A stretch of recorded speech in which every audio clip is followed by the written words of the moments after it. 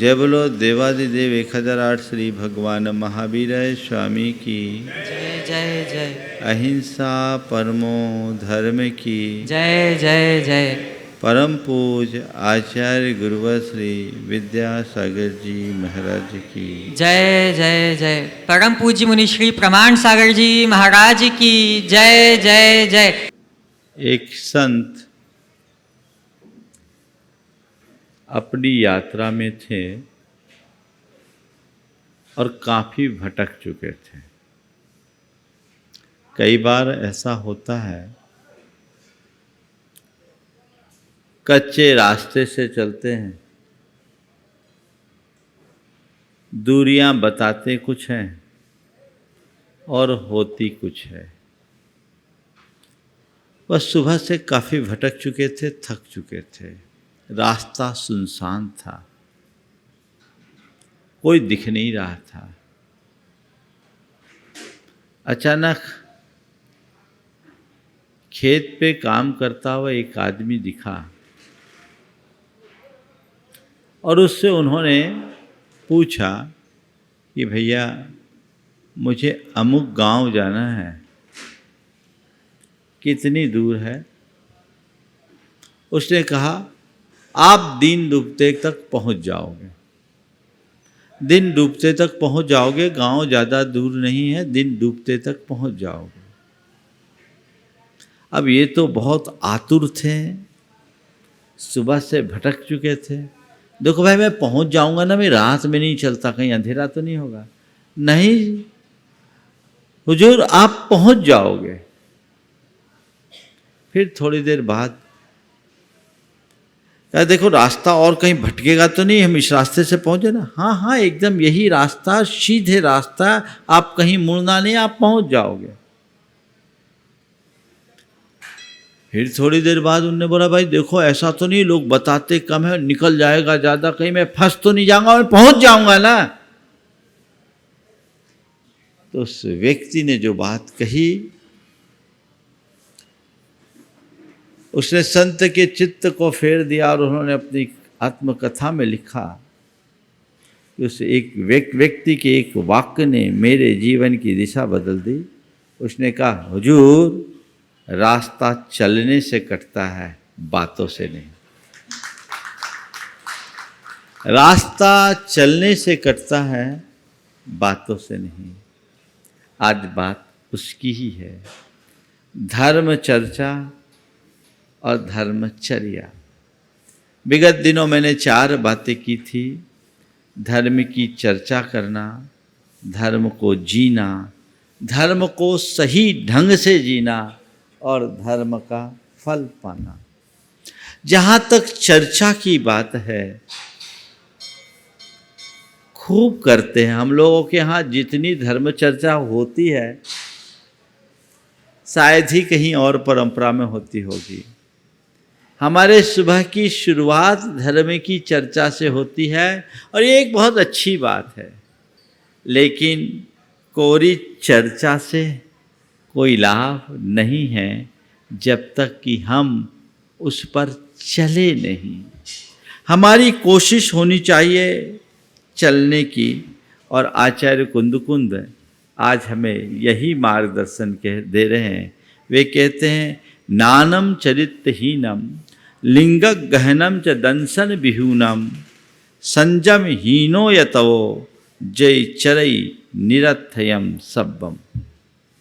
नानम चरित्रहीनम, तुम्हारे पास कितना भी ज्ञान हो लेकिन वो चरित्र से शून्य है। तुमने लिंग को ग्रहण कर लिया, तुम मुनि भी बन गए, पर दर्शन से विहून हो, शून्य हो, तुम्हारी श्रद्धा नहीं है। और तुमने खूब तप किया पर तुम्हारे अंतरंग में संयम नहीं है, तो संयम हीनो यतवो जय चरई निरथयम सब्बम। अगर तुम इसका आचरण करते हो तो वह सब कुछ निरर्थक है। हमें अपने जीवन में जो कुछ भी करना है वो सार्थक करना है, निरर्थक कुछ नहीं। ये प्रयास हमारा होना चाहिए और ये प्रयास तभी सफल होगा जब हम अपने रास्ते पर आगे बढ़ेंगे। आज की 4 बातें हैं। रास्ता देखना, राह देखना, राह दिखाना, राह पर चलना और मंजिल पाना। संसार में बहुत सारे लोग हैं जिन्हें अपने जीवन की सही राह का पता ही नहीं। मेरे जीवन का रास्ता क्या है ये पता ही नहीं। सबसे पहले अपने जीवन की राह को पहचानो, अपनी जीवन की राह को देखो, सही रास्ता पकड़ो, पहचानो। अभी हम आप सब अनादि से गुमराह रहे हैं, भ्रम में जिए हैं। जिनने जीवन के यथार्थ को नहीं जाना, समझ लो वो सब के सब गुमराह है। उनको न दिशा है न दृष्टि। जानो आखिर में मेरे जीवन की सही राह क्या है। और राह का पता कब लगेगा? जब मैं अपने सामने अपनी मंजिल को उपस्थित रखूंगा। मेरी मंजिल क्या है और जैसी मंजिल वैसी राह। क्या है मंजिल? क्या चाहते हो? उद्देश्य क्या है? लक्ष्य क्या है? दुखों से मुक्ति, मुक्ति है ना, दुखों से मुक्ति है। आज मैं कहूं मोक्ष का लक्ष्य है तो आप लोग कह तो दोगे मोक्ष का लक्ष्य है, पर मुझे मालूम है किसी का मोक्ष का लक्ष्य नहीं। हाँ, एक बार मैंने कुछ युवकों से पूछा, भैया यहाँ शिखर जी क्यों आए? बोले सिद्ध क्षेत्र की वंदना के लिए। हम बोले क्यों आए सिद्ध क्षेत्र की वंदना के लिए? बोले हमें सिद्धि पाना है। हम बोले तुम सबको सिद्धि पाना? बोले हाँ महाराज सिद्धि पाना है। हमने कहा रिटर्न टिकट बना के क्यों आए? कह रहे हो सिद्धि पाना है पर अभी तो घर जाना है, रिटर्न टिकट लेकर आए हो। मतलब क्या है? सिद्धि हमारा ध्येय है लेकिन वो हमारी आखिरी प्राथमिकता है। अधिकतर लोगों को देखिए, वो धर्म की बात करेंगे, कहेंगे हमें अपना कल्याण भी करना है, पर पहले गोरख धंधा करना है। पहले गोरख धंधा करना है। प्राथमिकता क्या है? और सब चीजें हमारे अंदर की प्राथमिकताओं पर निर्भर करती है। मेरी प्राथमिकता क्या है? मैं किसे महत्व देता हूं? ये दृष्टि जब बन जाए तो सब कुछ बदल जाए। मैं आपसे कहता हूं, आप एक आम गृहस्थ हो, आपको अपनी दुनियादारी पर भी ध्यान देना होता है, आपको अपनी गृहस्थी पर भी ध्यान देना होता है, अपने पारिवारिक, सामाजिक, कौटुंबिक अन्य दायित्वों का भी निर्वहन करना पड़ता है। लेकिन सबसे बड़ी जिम्मेदारी क्या है? उसका एहसास है। मैं कहूंगा सब दायित्वों से ऊपर स्वयं के प्रति स्वयं का उत्तरदायित्व होना चाहिए। मेरा स्वयं के प्रति क्या दायित्व है इसका पता है। जिस व्यक्ति के अंदर ये भाव बोध हो जाता है, उसकी प्राथमिकताएं बदल जाती है। वो सब कुछ करता है पर उसकी प्राथमिकता में सबसे पहले उसका कल्याण होता है। वो कुछ भी क्रिया करेगा, उन सारी क्रियाओं में उसका धर्म जुड़ा रहेगा, क्योंकि उसे पता है यही मेरे कल्याण का मार्ग है, इसमें ही मेरा उद्धार है और कोई दूसरा रास्ता नहीं है। तो मैंने राह, मेरा मंजिल क्या है? अगर मेरा लक्ष्य, मेरी मंजिल दुखों से मुक्ति है तो मुझे वही रास्ता पकड़ना चाहिए। पर अभी तो मैं उल्टा रास्ता पकड़ा हूं, उस रास्ते पर चलता हूं जिससे रोज रोज दुखों की वृद्धि होती है। जिससे दुखों की वृद्धि हो, उस रास्ते पर चलकर आखिर हम पाएंगे क्या? हमें उस रास्ते को चुनना चाहिए जिससे दुखों का शमन हो। हर व्यक्ति, मैं आपसे कहता हूं, मुक्ति के लिए धर्म करने की जरूरत नहीं है। मुझसे कोई बोला महाराज जी आप आज मुनि क्यों बने? आज तो मोक्ष है ही नहीं, मुनि क्यों बने? मैंने कहा मैं मोक्ष पाने के लिए मुनि बना ही नहीं, मैं मोक्ष पाने के लिए मुनि बना ही नहीं। सामने वाला बिल्कुल आश्चर्यचकित कि क्या बोल रहे। बोले महाराज आपको मोक्ष नहीं चाहिए? बोले नहीं, मोक्ष पाने के लिए मैं मुनि नहीं बना। बोले महाराज ये फिर दोहराया, महाराज जी आप मोक्ष पाने के लिए मुनि नहीं? बोले मैंने नहीं, मैं मोक्ष पाने के लिए मुनि नहीं बना। तो फिर उसकी तरफ मैंने देखा, हमने कहा अब इसकी आतुरता ठीक करनी चाहिए। जब मैंने कहा मैं मोक्ष पाने के लिए मुनि नहीं बना, मोक्ष मार्ग के लिए मुनि बना हूं। आज मोक्ष नहीं है तो क्या मोक्ष का मार्ग है? मैं मोक्ष मार्ग पर चल रहा हूं, मेरी मुक्ति हो रही है, पल पल हो रही है। मैं अपने दोषों को, अपने दुर्बलताओं को और अपने दुर्गुणों को जितना कम कर रहा हूं, मेरे दुखों से उतनी मुक्ति है। और यही तो मेरी मुक्ति का आधार है। आज दुख से मुक्ति होगी तो कल देह से मुक्ति होगी, संसार से मुक्ति होगी। लक्ष्य, मेरा लक्ष्य मेरे दुखों से मुक्ति का है। और दुखों से मुक्ति तभी होगी जब मैं अपने दोषों, दुर्बलताओं और दुर्गुणों को दूर करूंगा। तो कौन से रास्ते पर चल रहे हो? दोषों को पुष्ट करने के रास्ते में, दुर्बलताओं को बढ़ाने के रास्ते में, या दुर्गुणों की वृद्धि करने वाले रास्ते में? अगर रास्ता उल्टा है तो फिर मंजिल सही कहां से मिलेगी? तो सबसे पहले राह को देखो, राह पहचानो, मेरी राह कौन सी है। आप जिस रास्ते पर चल रहे हो, आपको ऐसा लगता है कि मेरा रास्ता मेरे लक्ष्य के अनुकूल है, बिल्कुल पूरी गति से चलो। और ऐसा लगता है कि इस रास्ते पर चलने के बावजूद आज तक मैं कुछ पहुंच नहीं पाया, अपितु अपने लक्ष्य से और दूर हो रहा हूं, तो रास्ता बदलना चाहिए। बदलना चाहिए कि नहीं? एक बार मैंने एक से सभा में ऐसे ही पूछा कि आप लोग पैसा क्यों कमाते हो? बोले महाराज इसलिए कि सुख शांति से जिए। शायद आप लोग भी यही बोलोगे, पैसा क्यों कमाते हो? सुख शांति से जिए।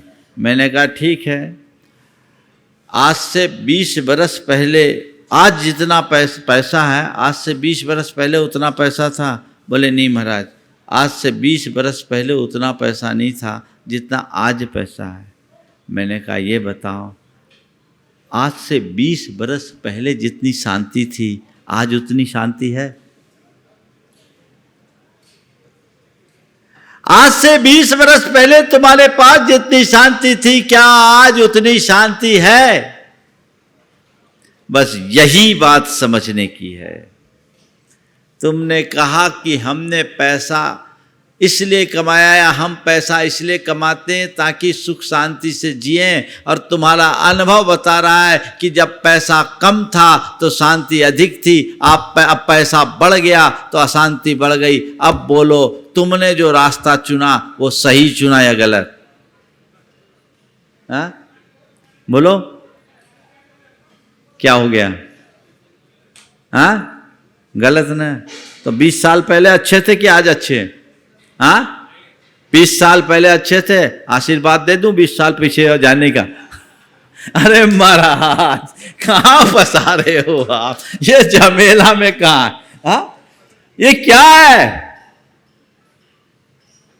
इसी का नाम मोह है, इसी का नाम तृष्णा है। यही अज्ञान है जो जान के भी हमें अज्ञानी बनाए रखता है। जान बूझ कर अंध बने हैं, आंखन बांधे पाटी, जिया जग धोखे की टाटी। ये तो हाल है हमारे, इस हाल को बदलने की जरूरत है। और जब तक ये परिवर्तन नहीं, तब तक हम जीवन में मजा नहीं ले सकते। तो महाराज क्या करें? व्यापार धंधा छोड़ दें, घर गृहस्थी छोड़ दें, आपके पास आ जाएं। हम कहते हैं इससे अच्छा और क्या है? बोलो तुम ही लोग बोलो हम अच्छे कि तुम अच्छे, हाँ, तो फिर तुम नीचे क्यों, आ जाओ बाजू में, तो अच्छी बात। पर पता है हम रास्ता जानने के बाद भी चलने का साहस नहीं जुटा पाते।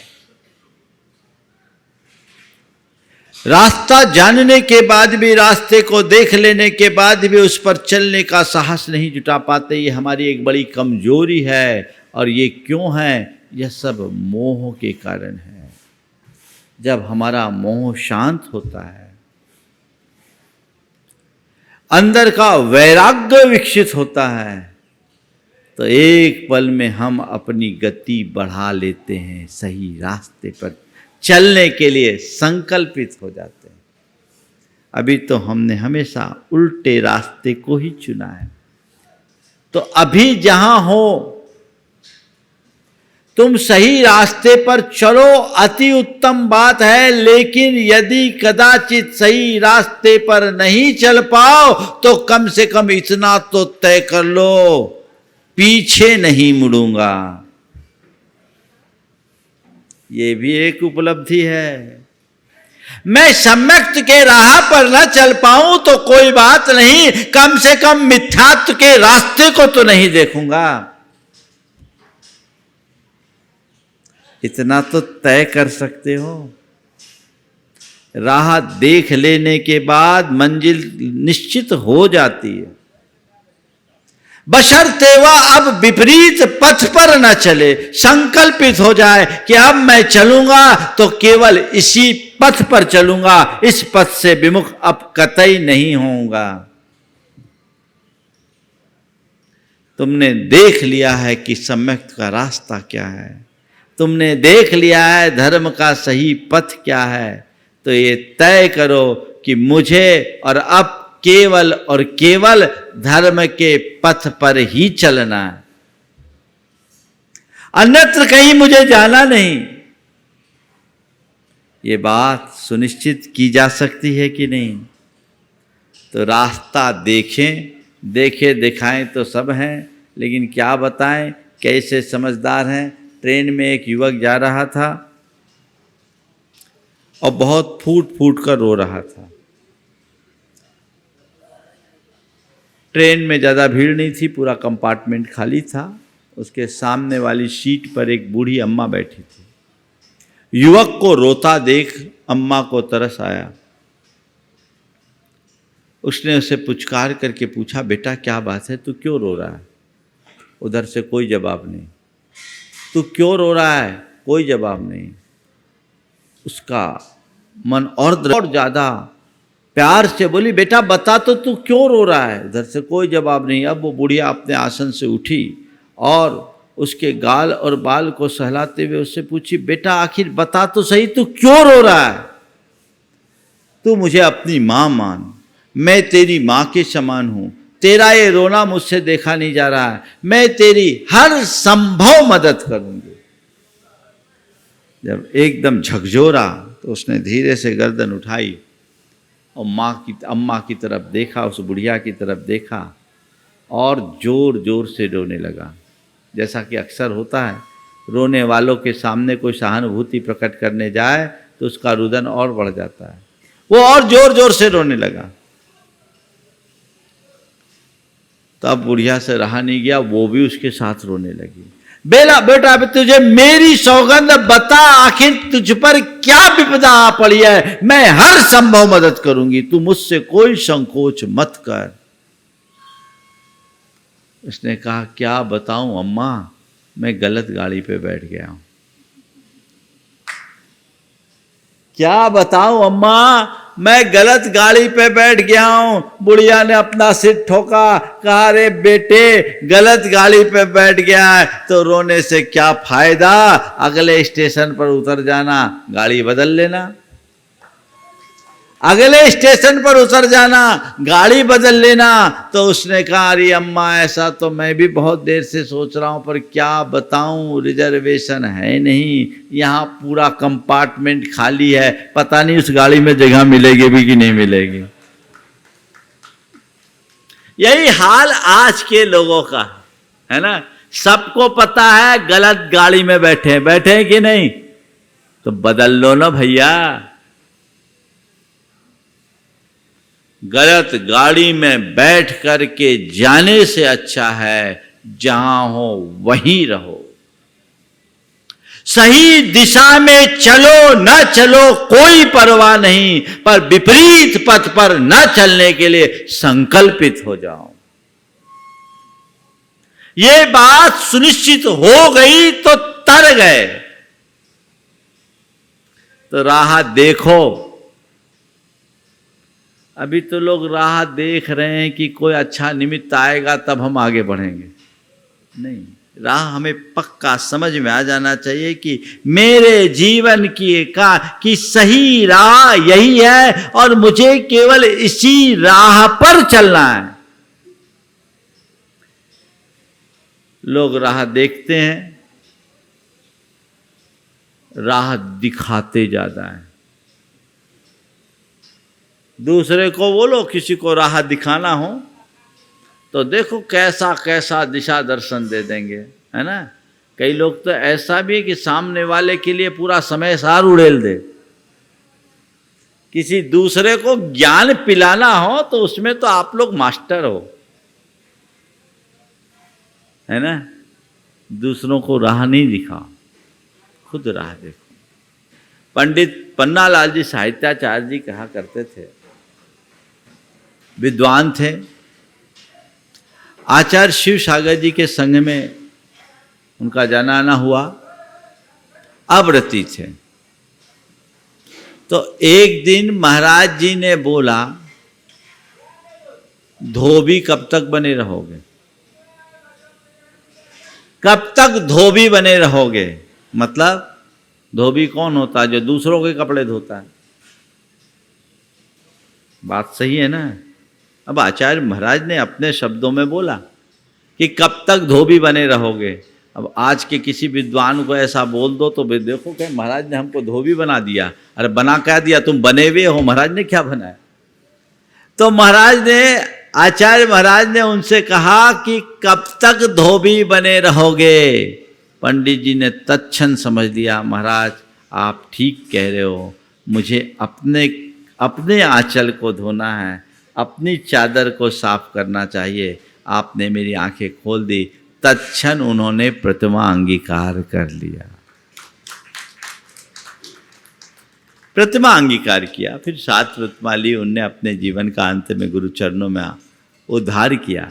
तो ये एक रास्ता है, समझने की बात है। हमें अपना रास्ता पकड़ना है, अपना रास्ता देखना है, अपना रास्ता जानना है। दूसरे को रास्ता दिखाने की कोशिश नहीं करनी है।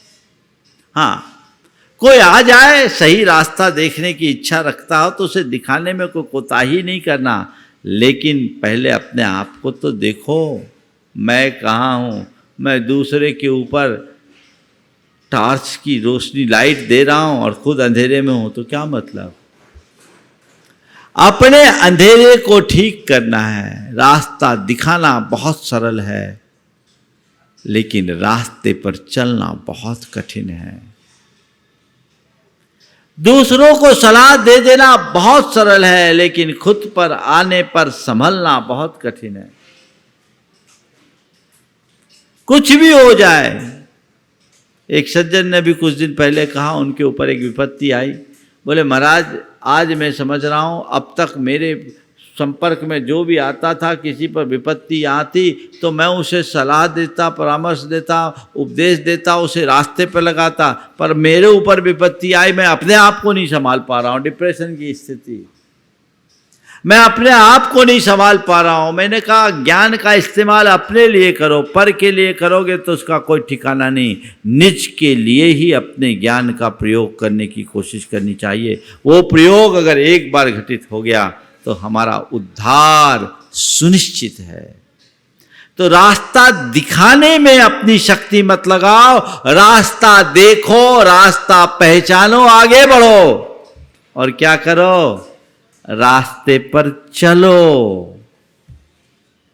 चलना ही चरित्र है।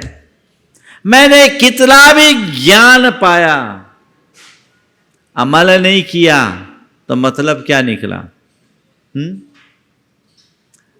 है कुछ मतलब? पर आजकल सब लोग दुर्योधनी प्रवृत्ति के हैं। दुर्योधनी प्रवृत्ति का मतलब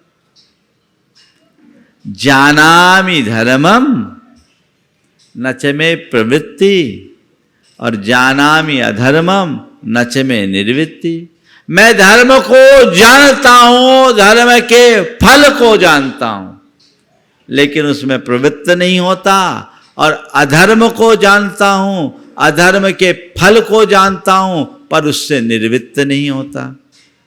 यही कहानी है ना आप सबकी। मैं आपसे कहता हूं दुर्योधन नहीं युधिष्ठिर बनो, न केवल धर्म और धर्म के फल को जानो, अपितु धर्म को जियो और उसका फल पाओ। चलना शुरू कीजिए, राह पर चलने की कोशिश हमारी होनी चाहिए, और वो पक्की कोशिश होनी चाहिए अपनी भूमिका के अनुरूप, जितना चल सके। हाँ, कोई 100 की स्पीड में चलता है, कोई 50 की स्पीड में चलता है, कोई 20 की स्पीड में चलता है, और कोई 5 की स्पीड में भी चलता है, पर चल तो रहा है। ठहरो मत, चलो, आगे बढ़ो, चले वेती चले वेती चले वेती का लक्ष्य होना चाहिए। पर जैसा मैंने कहा, राह देखने का आप लोग राह ही देखते हैं। हाँ ठीक है, कोई मौका आएगा, कोई अवसर आएगा, तब हम चलेंगे। ये बदलना चाहिए। अच्छे मार्ग पर चलने का उत्साह हमेशा बना रहना चाहिए, और जो सामने अवसर आए उसके अनुरूप आगे बढ़ जाना चाहिए। कई लोग हैं जो बातें बड़ी बड़ी करते हैं। एक सज्जन मेरे संपर्क में हैं, उनकी उम्र पक गई, उनकी 2 भावना थी, मुझे एक धर्मशाला बनानी है और प्रतिमा लेनी है। मुझे धर्मशाला बनानी है और प्रतिमा लेनी है, धर्मशाला बनानी है, प्रतिमा लेनी है। जब आए मुझे धर्मशाला बनानी है, प्रतिमा लेनी है। ठीक है भैया, ले लो। हाँ, बस थोड़ा सा कुछ काम हो जाए, थोड़ा समय आ जाए, थोड़ा काम हो जाए, समय आ जाए, थोड़ा काम आए, समझ हो जाए। आज उस आदमी को लकवा हो गया, 95 साल की उम्र है, न प्रतिमा ले सका, न धर्मशाला बना सका, ऐसे ही मर जाएगा।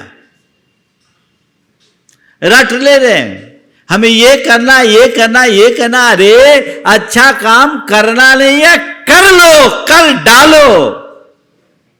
कल मैंने कहा था ना, अच्छाई को तत्काल कर डाले, बुराई को सदा कल पर टाले। कोई अच्छाई का भाव आए, मुहूर्त मत देखो, आज मौका है, कर दो। आप करेंगे, बहुत अच्छे से करेंगे, बहुत अच्छे से करेंगे, करने लायक बचोगे तब तो करोगे। क्या जाने किस पल क्या घटना घट जाए, इसलिए हर पल मनुष्य को संभल संभल कर चलना चाहिए, और धीमी गति से ही सही चलने की कोशिश करना चाहिए। कई लोग हैं जो हजारों मील की बातें करते हैं और एक कदम भी नहीं चल पाते। हजारों मील की बातें करने वाले एक कदम भी नहीं चल पाते, और एक एक कदम चलने वाले हजारों मील की यात्रा तय कर लेते हैं। इसी शिखर जी में 60 साल के दादाजी के साथ उनका 5 साल का पोता भी वंदना के लिए गया। उस पोते के मन में शिखर जी को लेकर बड़ा कुतूहल और जिज्ञासा भी थी। जब अंधेरे में चलना शुरू किए तो उसने पूछा, दादा पहाड़ कितना ऊंचा है? बोला, बेटा 9 किलोमीटर चलना है। 9 किलोमीटर ऊंचे पहाड़ पर चढ़ना है, कैसे चढ़ेंगे? घना अंधेरा है, अपने हाथ में जो टॉर्च है उससे तो 10 फीट ही रोशनी जाती है, आगे तक कैसे चढ़ेंगे ये पहाड़? दादा ने कहा, बेटा पहाड़ भले 9 किलोमीटर ऊंचा है, पर हमें 9 किलोमीटर थोड़ी चलना है, हमें तो केवल 1 कदम चढ़ना है। हमें 9 किलोमीटर थोड़ी चढ़ना है, हमें तो केवल 1 कदम चढ़ना है। हम 1 कदम चढ़ेंगे, रोशनी 1 कदम आगे बढ़ेगी, और ऐसे करते करते हम पूरे पहाड़ी को चढ़ लेंगे, हमें कोई दिक्कत नहीं होगी। एक कदम चलो, राह पर चलोगे तभी मंजिल पाओगे। समझ गए? चलना है, चलना है, चलना है। आज के समय में मैं एक बहुत बड़ी विडंबना देखता हूं। एक तरफ गुरुओं के नित्य प्रवचन है, प्रवचन के प्रेमी लोग भी नित्य बढ़ रहे हैं, खूब सुन रहे हैं, लेकिन चर्या में गिरावट। कहाँ हमारा मार्ग सम्यक दर्शन, सम्यक ज्ञान और सम्यक चरित्र का है। जिस चरित्र के आराधक मुनिगण अपने जीवन को चरित्रमय बनाकर उत्कृष्टता का स्पर्श करते हैं, आज वहाँ चरित्रहीनता दिनों दिन क्यों बढ़ रही। मैं कोलकाता में था, लंदन के एक सज्जन यहाँ आए, वो वहाँ स्वाध्यायशील व्यक्ति थे। बोले महाराज मैं 25 वर्ष बाद भारत आया, बड़े कारोबारी थे। मैं सोचता था वहाँ मुनि महाराज हैं, प्रवचन होते हैं, मंदिर है, भारत है, वहाँ तो लोगों में बहुत धर्म का संस्कार होगा, नियम संयम से जीते होंगे। पर महाराज जी यहाँ तो हमको वही दिखता है जैसे हम लोग, हमारे यहाँ लोग रात में खाते हैं, आलू प्याज खाते, इधर उधर करते हैं, देव दर्शन करें ना करें बराबर। यहाँ और वहाँ में कोई अंतर नहीं। मुझे तो आश्चर्य है, मैं भारत की एक अलग छवि रखता था, पर यहाँ लगता है कई मायनों में तो इनसे अच्छे हम हैं। एक बहुत करारा तमाचा है आप लोगों के गाल पर। वे 7 समुंदर पार रहते, वे भी अपने संस्कारों को बचाए हुए हैं, और तुम देव गुरु शास्त्र का सानिध्य पाने के बाद भी नीचे आ रहे हो। आखिरकार क्यों?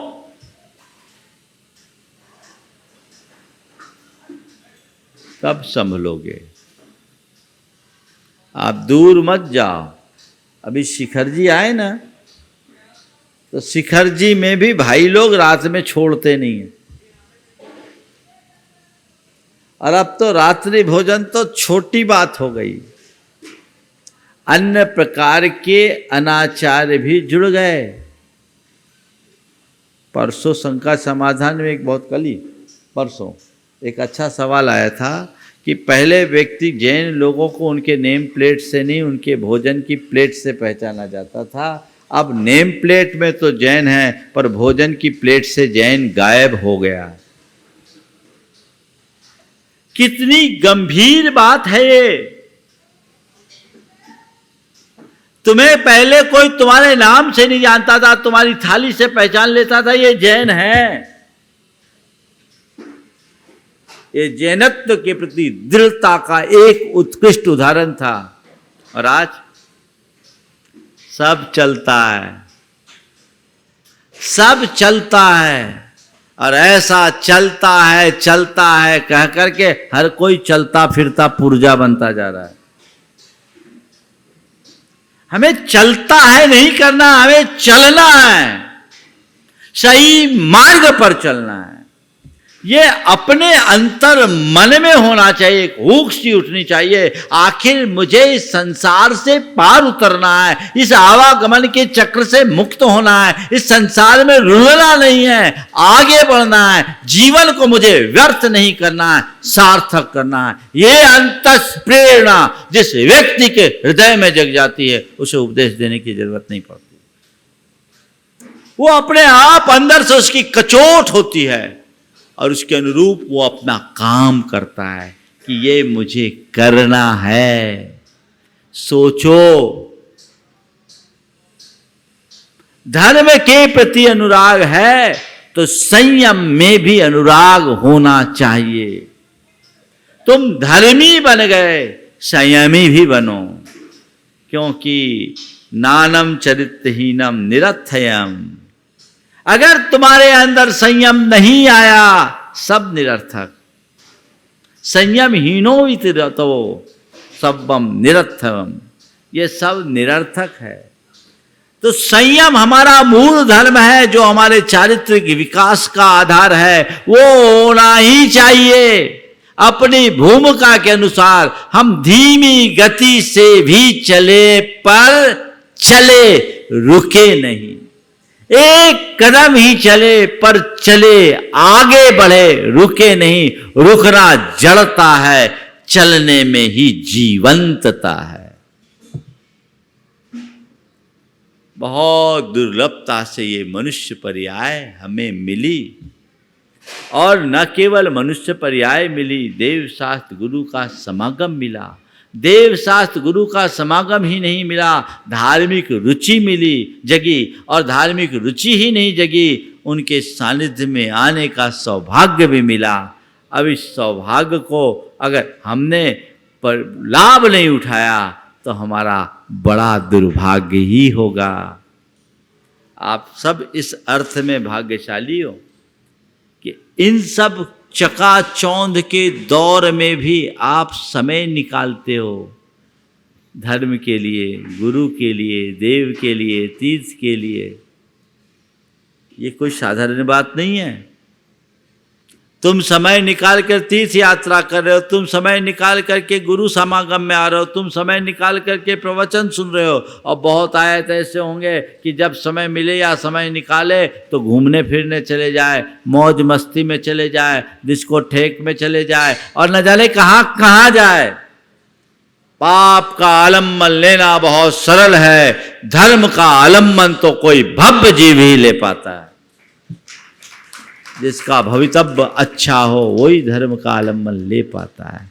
उस अर्थ में आप सब भाग्यशाली हो कि नहीं? तो अब इतना सब कुछ पा लिया तो एक कदम ही तो आगे चलना है। जिसके लिए हम ये सब कर रहे हैं वो हमारी दृष्टि से ओझल नहीं होना चाहिए।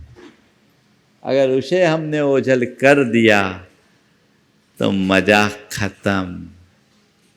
उसको ओझल मत होने दीजिए, उसकी तरफ हमारी निरंतर दृष्टि होनी चाहिए। वैसी दृष्टि, वैसी बुद्धि, वैसी भावना जग गई तो हम तर गए। तो चले, धीरे धीरे चले, आगे बढ़े। एक व्यक्ति रास्ते से गुजर रहा था, जिस स्थान तक जाना था उसका कोई माइलस्टोन उसके आसपास नहीं दिख रहा था। खेत पर काम करते हुए एक बूढ़े किसान से उसने पूछा कि भैया मुझे अमुक गांव जाना है, कितनी देर में पहुंच जाऊंगा? उसने कोई जवाब नहीं दिया। उसने सोचा शायद ऊंचा सुनता होगा। दोबारा पूछा, ये बताओ मुझे अमुक गांव जाना है, कितनी देर में पहुंच जाऊंगा? उसने कोई जवाब नहीं दिया। सोचा बहरा होगा, दिमाग लगाने से क्या फ़ायदा। अपनी गति से आगे बढ़ गया, अपनी गति से आगे बढ़ गया। वो किसान खेत से सड़क पर आया और कहा, युवक ठहरो, युवक ठहरो। कड़कते आवाज में कहा, युवक ठहरो। वो एकदम ठहरा। युवक ठहरो, तुम 1 घंटे में पहुंच जाओगे। युवक ठहरो, तुम 1 घंटे में पहुंच जाओगे। सामने वाले को आश्चर्य कि अभी 3 बार पूछा, इसने जवाब नहीं दिया, अब बोल रहा है 1 घंटे में जवाब पहुंच जाओगे। आखिर कैसे? उसने कहा, जब तक तुम्हारी चाल ना देख लूं तो दूरी क्या बताऊं। सवाल दूरी का नहीं, चाल का है। किस गति से चल रहे हो, सब कुछ उस पर निर्भर है। तो राह को देखना या राह पकड़ना, राह दिखाने में हमें रुचि नहीं लेनी।